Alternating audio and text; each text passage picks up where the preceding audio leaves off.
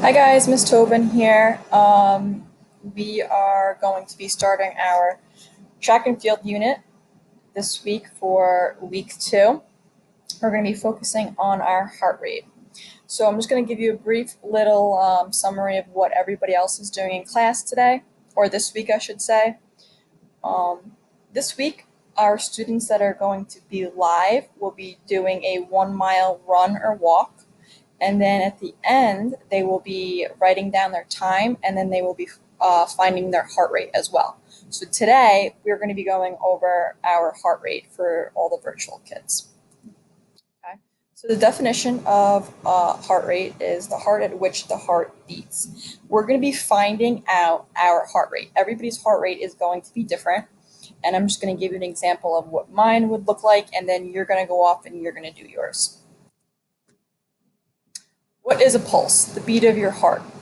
So when you're at the doctor's, typically they're looking for your pulse.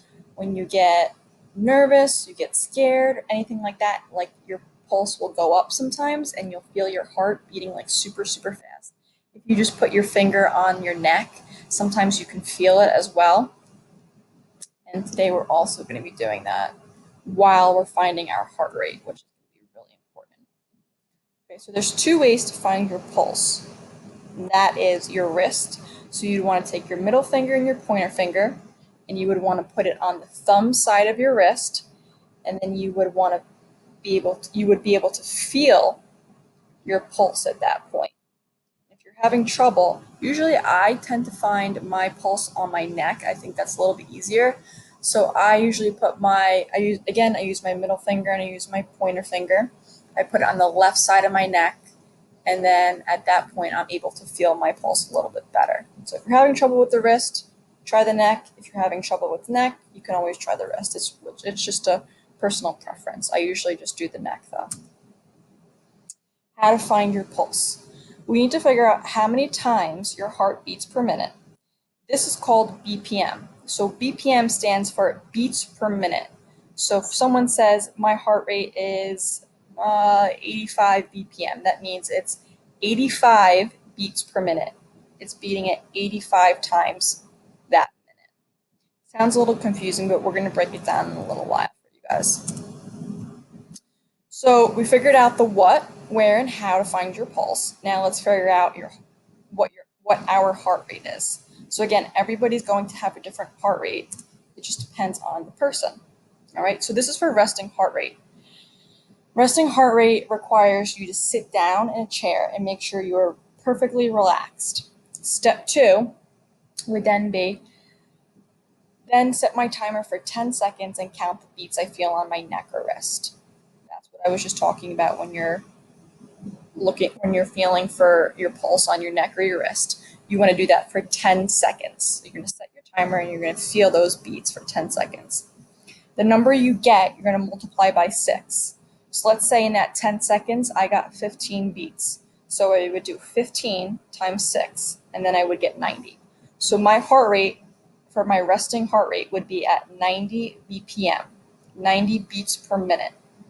All right, and that's because I'm not moving. So a little bit lower for when you're not moving and you're resting. And if you were, and then we need to find our active heart rate. So for the steps for this would be, you would want to run around for a little bit, probably for about a minute or so, get the heart pumping, because you want to find your heart rate at which you're being physically active. So again, 1 minute of running around, maybe jogging in place, something simple. And then again, you would either go to your wrist or your neck for 10 seconds while timing it. You would want to feel those beats, or count them, I should say.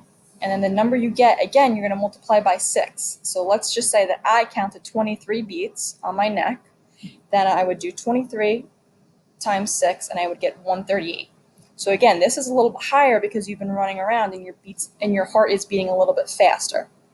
So my heart rate for my active heart rate would be 138 BPM. And again, this is because I am I'm physically active at this point and I am moving. Okay. So I decided to keep this short and brief for you guys. I didn't want to overwhelm you with the heart rate. So you guys are going to be completing the week 2 participation exit ticket after you watch this. If you have any questions, you can email myself, Mr. Mullins, or Mr. McPartlin. We will be sure, or we would be happy to help you at any point in time. This is going to be super important because after our track and field unit, you will be required to find your heart rate for the quiz. All right, so you can always look back at this at any point in time, whatever you guys would like. All right, thanks, guys. Have